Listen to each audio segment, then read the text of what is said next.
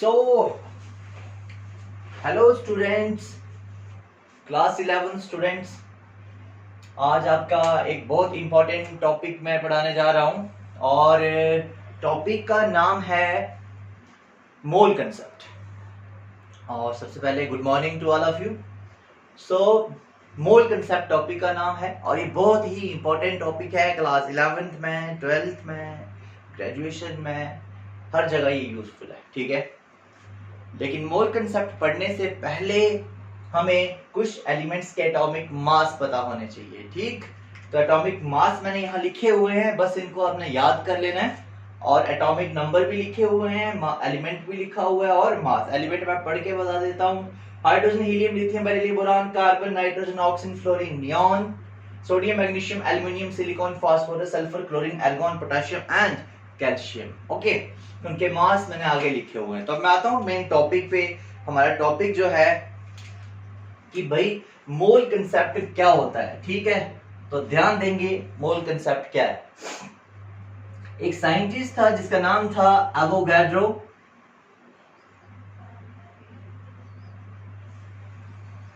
और उन्होंने एक नंबर दिया था जिसको बोला जाता है एवोगाड्रोस नंबर। उसकी वैल्यू थी 6.022 into 10 to the power 23. 6.022 into 10 raised to power 23. This is a Avogadro's number.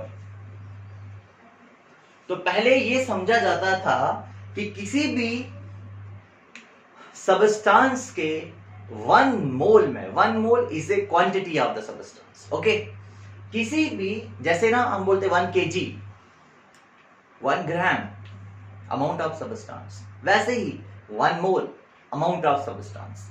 1 mole substance में कितने पार्टिकल्स होते हैं? वो होते हैं 6.022 into 10 raised to power 23। बहुत ज्यादा पार्टिकल्स होते हैं 1 मोल में। तो अगर हमें कभी, ऐसा इसकी एग्जांपल देता हूं, अगर हमें कभी मार्केट में जाना हो और हमें बोलना हो भाई हमें ना कैंडीज चाहिए, कितनी? 1 मोल। बंदा बोलेगा 1 मोल तो मेरी गिनते गिनते पूरी उम्र निकल जाएगी, मैं गिन नहीं पाऊंगा, बहुत ज्यादा है ये। 6.022 into 10 raised to power 23। ठीक है, या फिर मार्केट में कोई फ्रूट परचेज करने जाते हैं, बोलते हैं भाई हमें कीवीज दे दो, 1 मोल कीवीज। तो बोलेगा यार ये तो बहुत ज्यादा होती है, मैं इतनी कहां से लाऊंगा, नहीं हो पाएंगी पूरी। 6.022 into 10 raised to power 23।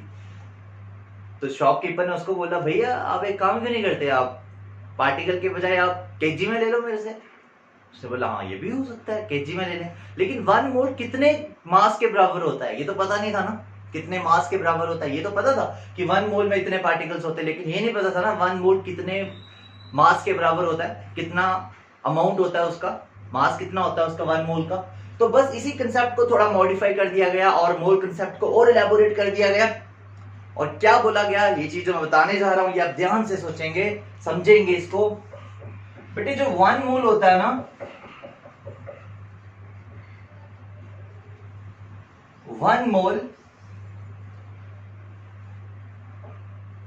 किसी भी सबस्टांस के एटॉमिक मास के बराबर होता है। एटॉमिक मास के बराबर होता है। अगर मॉलिक्यूल है तो मोलर मास के बराबर,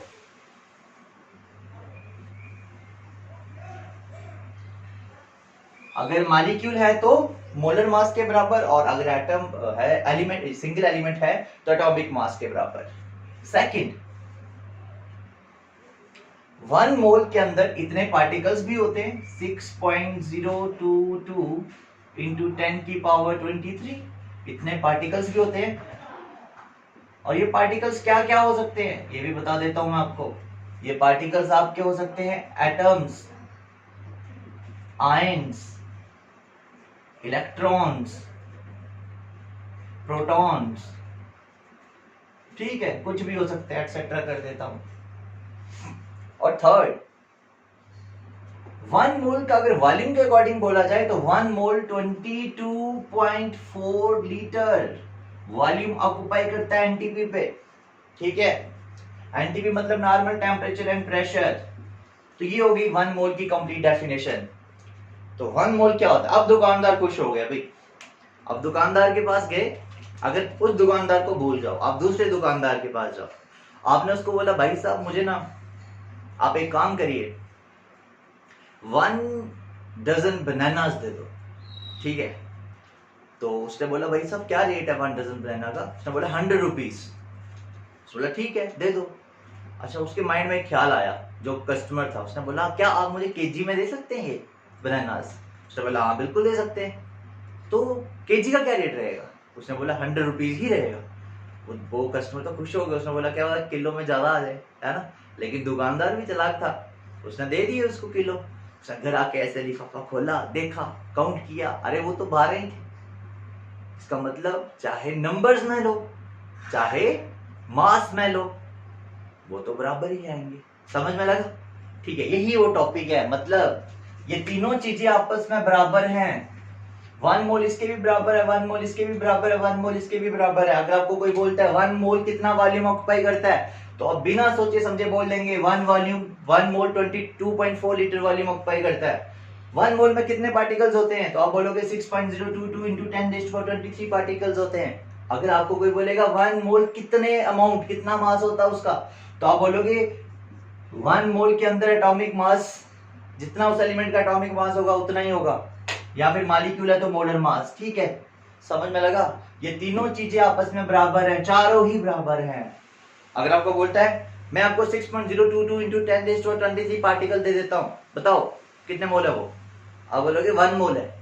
बताओ वो कितना वॉल्यूम ऑक्यूपाई करेगा? आप बोलोगे 22.4 लीटर वॉल्यूम ऑक्यूपाई करेगा, क्योंकि सारी चीजें आपस में क्या है? बराबर हैं। देखो मैं एक एग्जांपल लेता हूं, यहाँ पे जिस मर्जी एलिमेंट की एग्जांपल ले लो। चलो हम लिथियम की एग्जांपल ले लेते हैं। लिथियम जो है उसका मास है 7 ग्राम्स पर मोल, 7। ठीक है, अब अगर आप मार्केट में जाओगे और बोलोगे मुझे लिथियम परचेज करना है, कितना? 1 मोल। ठीक, लिथियम परचेज करना है, 1 मोल लिथियम परचेज करना है। तो दुकानदार का क्या क्वेश्चन होगा आपके लिए कि भाई साहब आपको 1 मोल तो खरीदना है, लेकिन ये तो आपने बताया ही नहीं कि आपको मास के अकॉर्डिंग चाहिए, नंबर के अकॉर्डिंग चाहिए, या वॉल्यूम के अकॉर्डिंग चाहिए। आपने बोला तीनों के अकॉर्डिंग दे दो, 3 जगह पैक कर दो। तो कितना कितना पैक करेगा बताओ? तो अंडरस्टूड है ना ये चीज? आप बोलो, वो बोलेगा चलो ठीक है पहले मास के अकॉर्डिंग देते हैं। तो 1 मोल एटॉमिक मास के बराबर होता है, तो लिथियम का एटॉमिक मास है 7, तो पहले बैग में वो 7 ग्राम पैक कर देगा। फिर बोलेगा पार्टिकल्स के अकॉर्डिंग कर दो, तो वो 6.022 इंटू 10⁻23 पार्टिकल्स भी ऐड कर देगा, एटम्स ऐड कर देगा।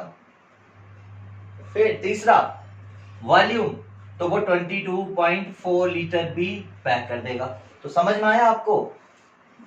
ठीक है, तो 1 मोल 3 चीजों के बराबर है, या तो मास के बराबर, एटॉमिक मास और मोलर मास, या फिर इतने पार्टिकल्स के बराबर, या फिर इतने लीटर के बराबर। ठीक है, तो ये चीज पहले आपको अपने माइंड में सेट करनी है कि 1 मोल इन तीनों चीजों के बराबर होता है। और फिर आएंगे इसके न्यूमेरिकल्स का। थ्योरेटिकल पोर्शन तो है ही नहीं, इसमें सिर्फ और सिर्फ न्यूमेरिकल्स हैं। तो मैं आपको 3-4 ऐसे फॉर्मूलाज बताऊंगा जिन फॉर्मूलाज की हेल्प से आप कोई भी न्यूमेरिकल यार सॉल्व कर सकते हो बहुत जल्दी, फास्ट। ठीक है, पहले आप इसका स्क्रीनशॉट ले लो, फिर मैं आपको फॉर्मूलाज बताता हूं जिसकी हेल्प से आप बहुत सारे न्यूमेरिकल सॉल्व कर लेंगे।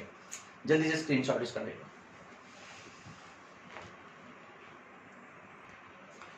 तो हेलो स्टूडेंट्स, कंटिन्यू कर रहे हैं मोल कंसेप्ट के न्यूमेरिकल टाइप्स।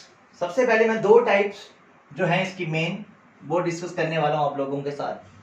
पहली टाइप है calculation of number of atoms when mass is given. मतलब जब आपको मास दिया होगा और आपने नंबर ऑफ एटम निकालने होंगे, कि भाई ऐसे क्वेश्चन ऐसा होगा, हाइड्रोजन के 1 ग्राम में कितने एटम होते हैं, हाइड्रोजन के 15 ग्राम में कितने एटम होते हैं, सोडियम के 40 ग्राम में कितने एटम्स होते हैं। मतलब आपको मास गिवन रहेगा, एटम निकालने होंगे। दूसरा इसका रिवर्स, आपको अब एटम्स दिए होंगे और मास निकालना है। जैसे बोला बताओ हाइड्रोजन के 1 एटम का मास कितना होता है। ठीक, ऐसे क्वेश्चन। सोडियम के 1 एटम का मास कितना है, सोडियम के 6.022 इंटू 10⁻99 एटम्स का मास कितना होगा। कुछ भी क्वेश्चन आ सकता है। तो देखेंगे, पहले मैं ये वाली टाइप समझा रहा हूं आपको। फर्स्ट टाइप, ये सेकंड टाइप, फर्स्ट टाइप देखेंगे कैसे सॉल्व करेंगे, एग्जांपल लेनी पड़ेगी इसके लिए और फिर फॉर्मूला डेवलप करेंगे। क्वेश्चन ले लेते हैं ऐसा, क्या करना है आपको, एटम निकालने, मास दिया हुआ है, कैलकुलेट, एक क्वेश्चन ले लेता हूं मैं, क्या करना है आपको, एटम निकालने, calculate the number of atoms in, कुछ भी कितना भी मास ले लो, 16 ग्राम ऑफ सल्फर। सल्फर के 16 ग्राम में कितने एटम्स होते हैं, निकाल के बताओ। बहुत आसान है, मोल कंसेप्ट यूज करेंगे, ध्यान देना बेटे। अकॉर्डिंग टू मोल कंसेप्ट,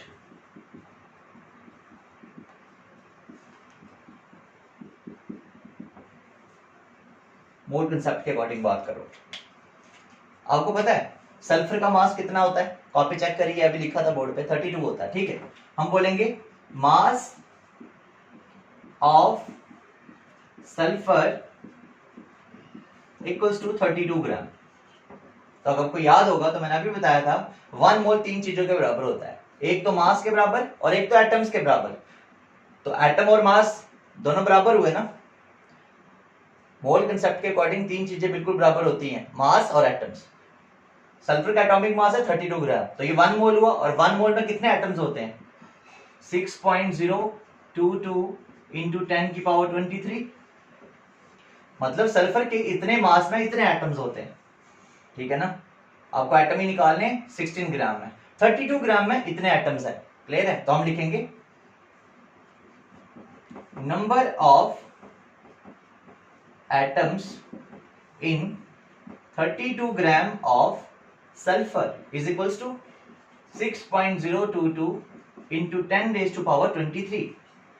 1 ग्राम में निकाल लो अब, 1 gram of sulphur, unitary method, 32 में इतने, एक में कितना होगा, डिवाइड कर दो 32 से, 6.022 into 10 raised to power 23 divided by 32।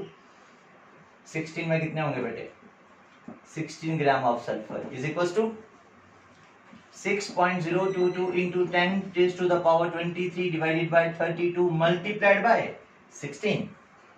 तो ये कैंसिल हुआ, 1 2, ये इसके साथ कैंसिल हुआ, 3.011 and your answer is 3.011 into 10 raised to power 23।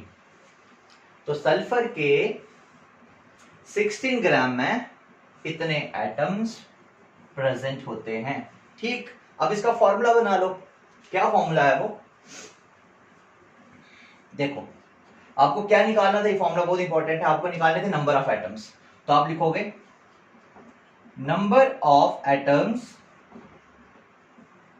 Is equals to, ये क्या था, ये वाला फॉर्मूला देखो इधर ऊपर क्या आया, एवोगाड्रोस नंबर।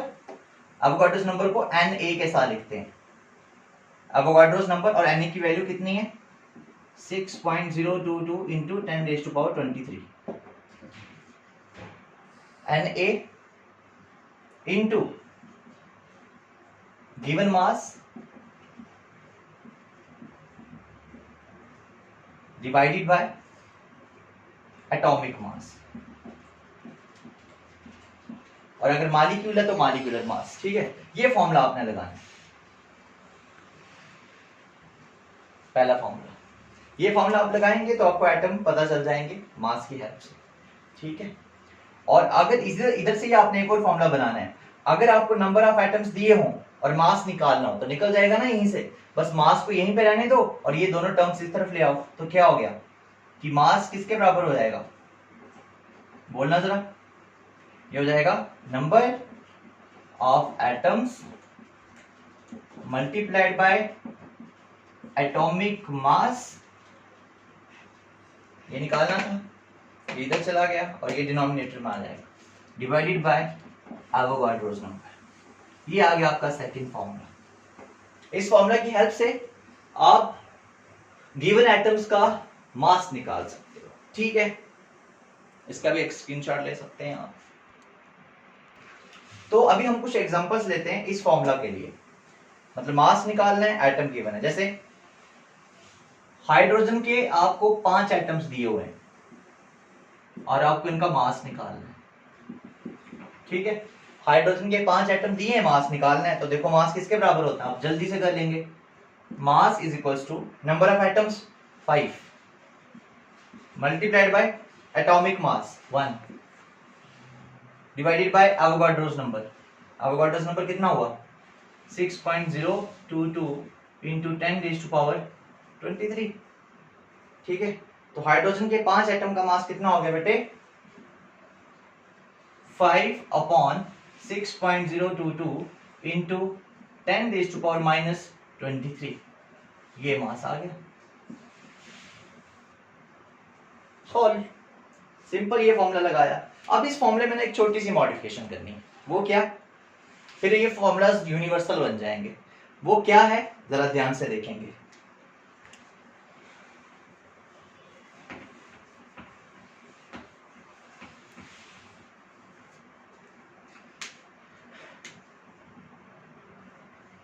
जैसे अगर आपको बोला गया हो कैलकुलेट, पहला वाला topic, calculate the number of atoms, calculate the number of atoms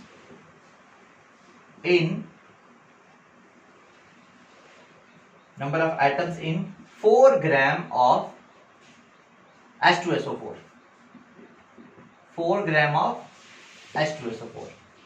देखो जो पहले मैंने क्वेश्चन किया ना उसमें सिंगल एलिमेंट लिया था। सिंगल एलिमेंट मतलब अगर सिंपल लिखा हो H है, Cl है, Br है, सोडियम है, अगर ऐसा कोई केस हो ना तो इसमें डायरेक्ट एटम्स निकल जाते हैं। ठीक है, लेकिन अगर कोई मॉलिक्यूल हो, जैसे ये मॉलिक्यूल है, तो इसमें डायरेक्ट एटम्स नहीं निकलते, पहले मॉलिक्यूल्स निकलते हैं फिर एटम्स निकलते हैं। लेकिन मैं उसको और इजी, इतना कॉम्प्लेक्स मैं आपको करूंगा ही नहीं, घुमाऊंगा ही नहीं, आपको डायरेक्ट फॉर्मूला बना देंगे। वो क्या है देखो, तो आपने क्या फॉर्मूला लगाना है, number of atoms is equals to Na Avogadro's number multiplied by atomicity. ये चीज आपने याद रखनी है, एटॉमिसिटी क्या है मैं बताऊंगा, into given mass divided by atomic मास। ये एटॉमिसिटी पता है क्या है, H2SO4 में देखो कितने हाइड्रोजन है 2, सल्फर कितने 1, 3 और 4 ऑक्सीजन 7 हुए, टोटल एटम 7 है, दैट इज द एटॉमिसिटी। जैसे HCl में 1 H 1 Cl 2 एटॉमिसिटी है, जैसे Cl2 में 2 एटॉमिसिटी है, जैसे HNO3 1 H 1 NO3 तो 3 1 4 1 5 एटॉमिसिटी आ गई। तो क्या करेंगे आप, एवोगाड्रोस नंबर की वैल्यू डाल देंगे 6.022 into 10⁻23 multiply atomicity 7 into given mass कितना दिया था बेटे 16 ले लिया, डिवाइड कर दिया आपने एटॉमिक मास के साथ, तो इसका एटॉमिक मास नहीं, अब मोलर मास आएगा जो 98 होता है। बस इसको सॉल्व करेंगे, जो भी आंसर आपका आएगा सॉल्व हो जाएगा। तो बस फॉर्मूला तो यही है, सेम फॉर्मूला है, बस आपको क्या करना है, यहाँ पे Na गिवन मास और एक चीज एक्स्ट्रा ऐड कर देनी है, दैट इज एटॉमिसिटी। अब ये फॉर्मूला यूनिवर्सल है, आप सिंगल एलिमेंट के लिए भी लगा सकते हो। सिंगल एलिमेंट के लिए एटॉमिसिटी की वैल्यू हमेशा 1 आएगी, तो लिखा और ना लिखो कोई फर्क ही नहीं पड़ेगा। ठीक है, तो ये बहुत ही आसान हो जाएगा। इधर भी चेंज करना पड़ेगा, फिर क्या आएगा, मास यहीं पे रखा, ये दोनों चीजें डिनोमिनेटर में आएंगी, मतलब नीचे एटॉमिसिटी भी आएगी। ठीक है बेटे, तो ये हो गया आपके यूनिवर्सल फॉर्मूलाज। इन फॉर्मूलाज की हेल्प से आप बहुत सारे न्यूमेरिकल्स निकाल सकते हो। ठीक है, थैंक यू, और इसको ध्यान से पढ़िए।